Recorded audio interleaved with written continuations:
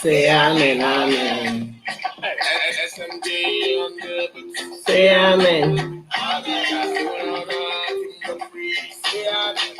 Amen. Oh la la la la la. Amen. Amen. Our lives go better. Oh. Amen. Amen. Amen. Everything go better. Oh. It go better. Oh. It go better. Oh. Amen. Amen. Amen. Amen. Amen. Our lives go better. Amen. Family go better. Oh. Amen. Everything go better. Oh. It go better. Oh. It go better. Oh. Amen. Amen. Amen. Amen. Amen. This year, everything will work out for our good. Amen. Yes, everything we do will work out. Amen. This year, amen. This year, amen. Woo! Welcome, welcome, welcome, welcome to another edition of Marriage Clinic Live. How are you today? I remain your host, Lorelai and Obuti. Hope we are all doing great. Hope we are all doing great. I welcome every one of us to today's program. Thank you so much for always joining us. Like I said, I remain your host, Malaya and Obuti. Sorry about that. Thank you for always joining us on this program. Thanks to everyone and happy weekend. I mean, it's good to have weekends. It's meant for rest. So today we'll be looking at an interesting topic. But before then, let me quickly celebrate all our new joiners. I celebrate you all. Woo! We had quite a number also joined us during the week. I think close to 200, if not more. I welcome you all. Thank you. And all our new joiners on YouTube as well. I celebrate you all. Thank you all for joining us on Marriage Clinic. Thank you. And thank you to all our members for your participation. I'm so grateful. So I've titled today's program or topic, Sex with Self-Control. Sex with Self-Control. During the week, I had quite a number of cases, and from a few that, I conversed with, I realized that we may need to still do more of sex education for people so that they can be aware of what they are doing, because the honest truth is it's easy to have sex, but the thing is the outcome or the aftermath of it, the consequence of you just having sex anyhow, and following your emotions, following your feelings, the consequences can be grievous. It can cause chaos. It can even cut your life short. So we're going to be looking at sex with self-control today, and I'll start by saying that sex itself is not bad. It is not bad. It is God that created it. When He created us, He created every one of us with a sexual garment, with sexual organs, and it's for a purpose. It's for a purpose, and He designed it to be used within the confines of marriage. Now, part of the purpose is for us to meet, our sexual needs within the confines of marriage, for companionship, for reproduction, for reproduction. However, the way that people go about using these sexual garments or these sexual organs can be baffling, both male and female. I know that quite a number of people like to point accusing fingers at men that, oh, it's the men that are promiscuous, it's the men that use their sexual garments anyhow. Hey, excuse me. See, there are women too that are equally loose, that are equally promiscuous, that also lack self-control. Because see, when I hear some things, I ask questions like, what is happening? What's going on? What were you also looking at that you caught, this man to have sex with you to the point of impregnating you now? And you both know that there is really nothing serious between both of you, no marriage or anything like that. So why would you, a lady or a woman, also sleep with every man that asks for your name? It can be baffling, but it's important we keep reminding people why we need to have sex with self-control. Now look at this example of food.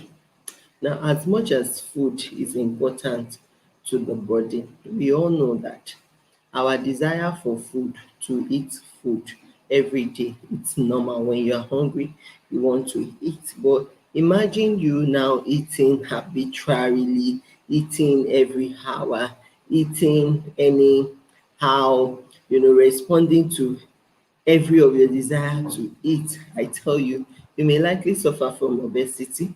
You would experience some health challenges that you yourself will not like. Imagine you eating endlessly without control. If we all have to obey our desires or our urges to eat, then we'll be battling with one disease or the other, and that should tell you that, okay, if you can control your eating appetite, your desire for food, the same way we should be able to control our desire for sex.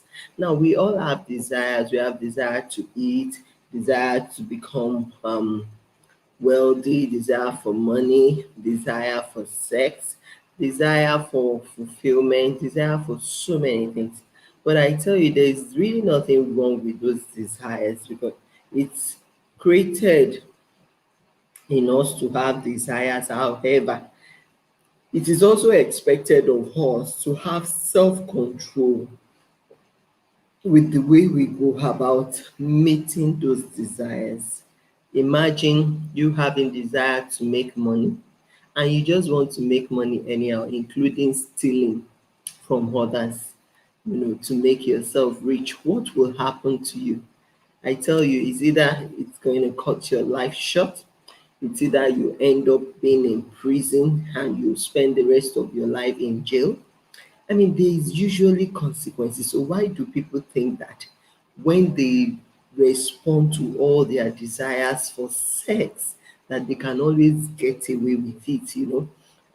People believe, oh, with sex we can always get away with it.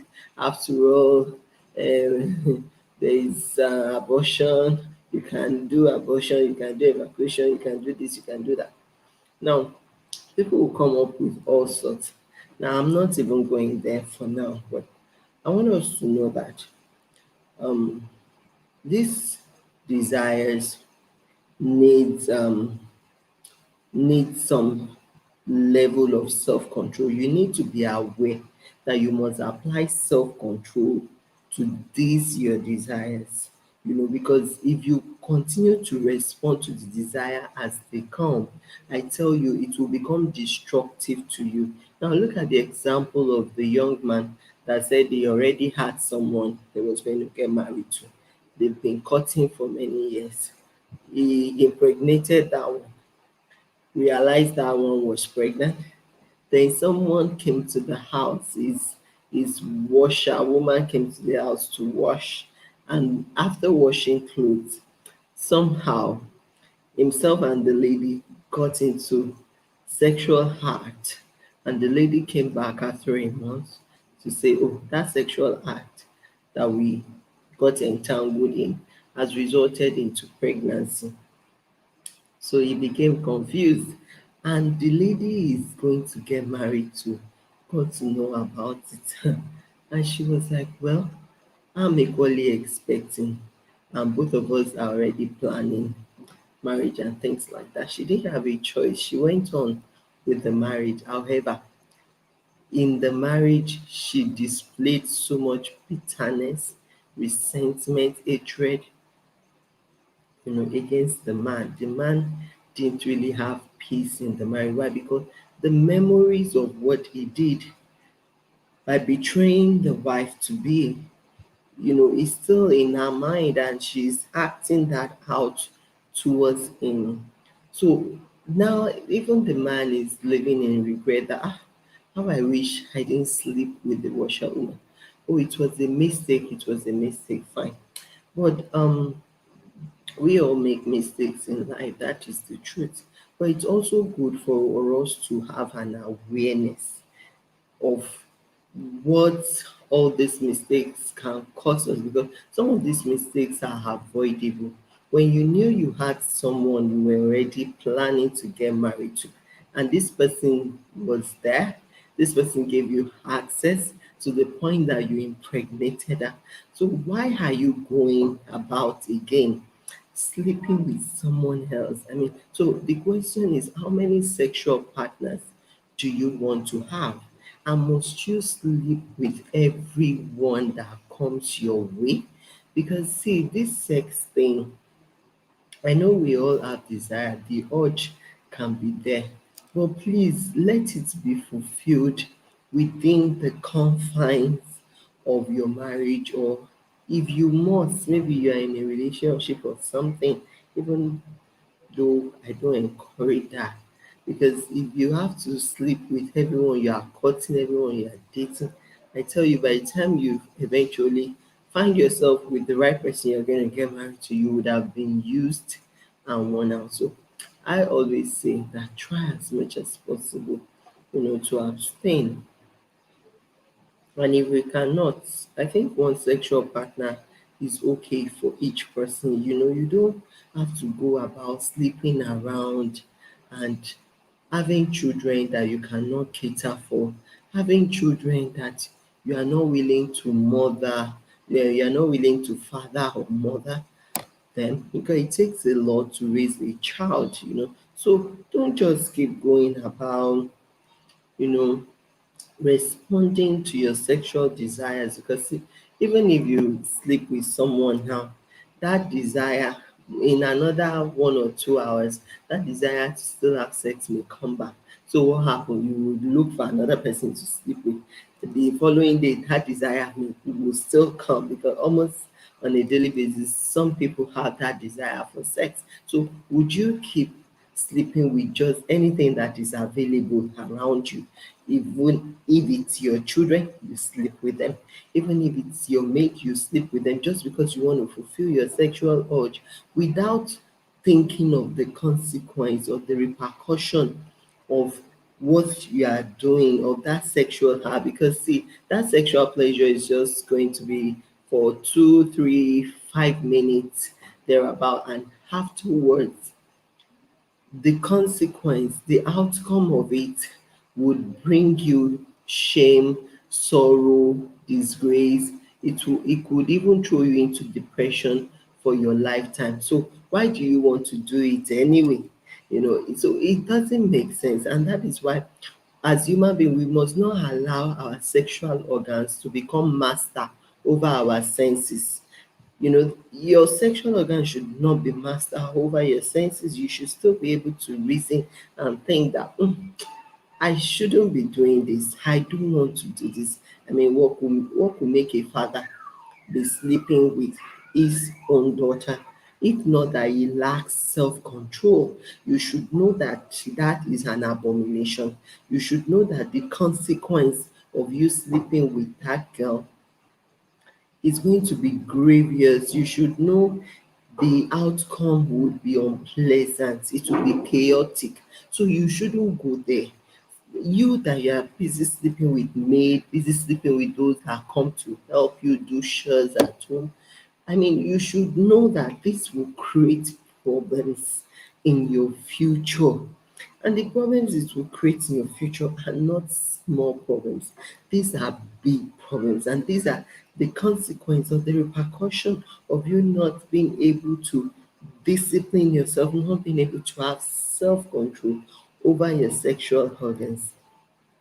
And many of us at the end of the day, we start saying, oh, it was a mistake, start living in regret and all of that.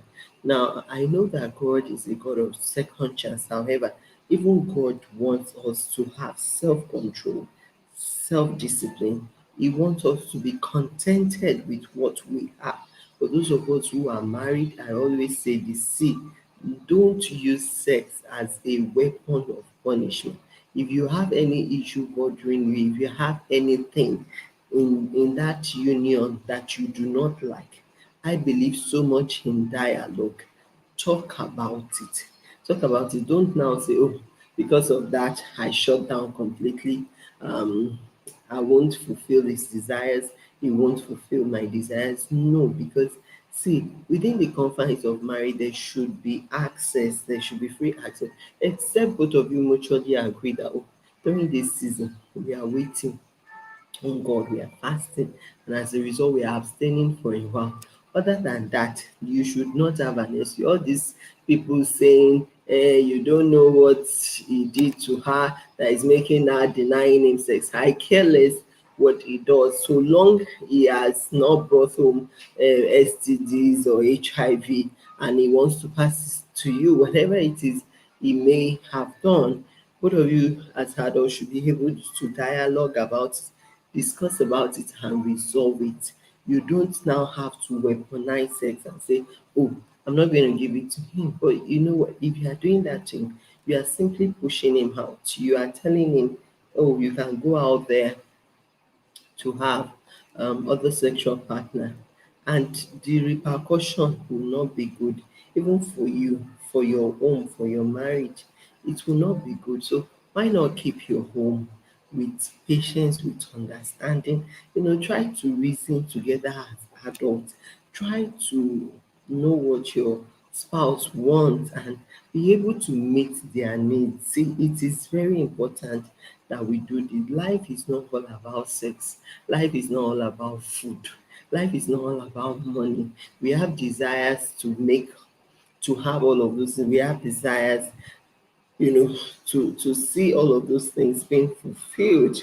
However, it should come with an awareness of self-control, self-control, self-control. You see, if all of us want to fulfill our desires for sex, then maybe some of us would be sleeping with our sons, with our daughters, with our fathers, with our uncles, because that means anywhere the sexual desires catches you, anyone you find around you, you are willing to grant them access, including your gate man, driver, dog.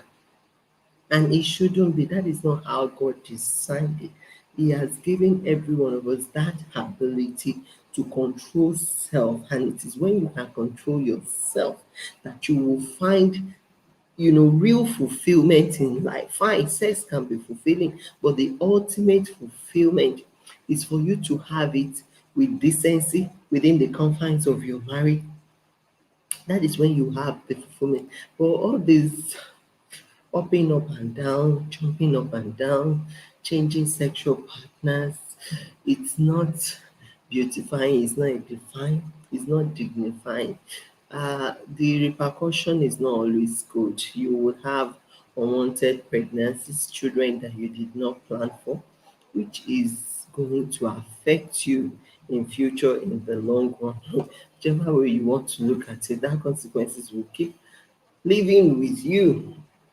So why not introduce self-control? You as the man, you don't have to sleep with every lady that come your way. You don't have to sleep with every lady that you are dating. And you as the lady or you as the woman, you don't have to sleep with every man that you are courting or you are dating. It's not good for you. It's not good for your image. It's not good even for your own spirit, man. It's not good. So try as much as possible to know the person without running to bed with them, just because, oh, they say, oh, I want to marry you. You know, you start running to bed with everyone that wants to have a relationship with you. It's not good because in the process you may get pregnant, and even though you don't want to marry the person, you will now be compelled because of the pregnancy, you know, to marry the person. So it's in a way it will affect your decision making,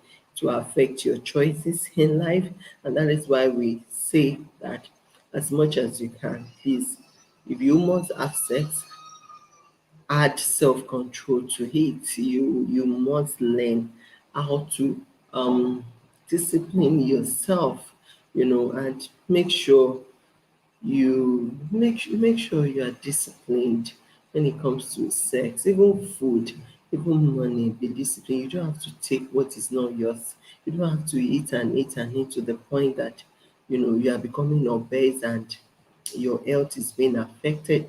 You know, you should know when something is no longer good for you, including sex. So when you keep sleeping around and you are beginning to get infected with sexually transmitted diseases, then you should begin to know that it's no longer good for you. It's no longer good for you to be hopping, jumping from bed to bed, going about sleeping around, sleeping with anything that is available just to satiate your sexual urges and your sexual need. That is not good. So make sure your sexual organs is with self-control. It's very important that we have self-control with our sexual organs, and that will go a long way in bringing sanity into our society, sanity into our lives, and in the long run, fulfillment, you know, to be fulfilling for every one of us ultimately when you can have self-control when it comes to sex. So I'd like to stop here now. I hope we have learned a lot. Please, let's continue to invite people to join us at Married Clinic. Most importantly, let's watch these videos, let's share with our friends, because whichever way you will be learning something from it, and no knowledge is lost, no knowledge is wasted. Please and please do watch the videos, share with others, give us a like, give us a comment. Um, we hope to see you again during the week as we put out more posts. Thank you for always joining me. I remain your host, Malaya and Okut. Till we meet again. I say bye.